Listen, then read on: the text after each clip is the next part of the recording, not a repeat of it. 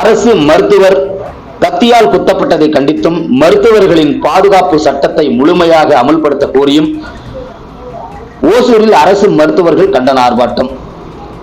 நேற்று சென்னையில் அரசு மருத்துவர் கத்தியால் குத்தப்பட்டதை கண்டித்து தமிழ்நாடு முழுவதும் அரசு மருத்துவர்கள் கண்டன ஆர்ப்பாட்டத்தில் ஈடுபட்டு வந்தனர். அந்த வகையில் கிருஷ்ணகிரி மாவட்டம் ஓசூர் அரசு மாவட்ட தலைமை மருத்துவமனை மருத்துவர்கள் இன்று கண்டன ஆர்ப்பாட்டத்தில் ஈடுபட்டனர்.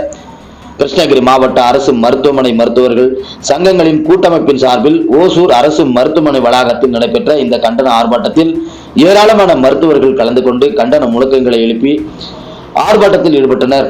அப்போது அரசு மருத்துவர்களுக்கு உரிய பாதுகாப்பு வழங்க வேண்டும், மருத்துவர்களின் பாதுகாப்பு சட்டத்தை முழுமையாக அமல்படுத்த வேண்டும் என்பன உள்ளிட்ட கோரிக்கைகளை வலியுறுத்தி கண்டன முழக்கங்கள் எழுப்பப்பட்டனர்.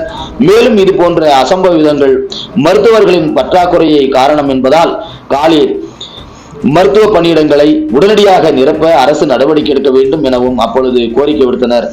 மேலும் அரசு மருத்துவர்களை வில்லன்களாக பார்க்காமல் குடும்பத்தில் உள்ள ஒரு சக மனிதர்களாக பார்க்க வேண்டும் என பொதுமக்களுக்கு அப்பொழுது மருத்துவர்கள் சார்பில் கோரிக்கையும் வைக்கப்பட்டது என்பது குறிப்பிடத்தக்கது.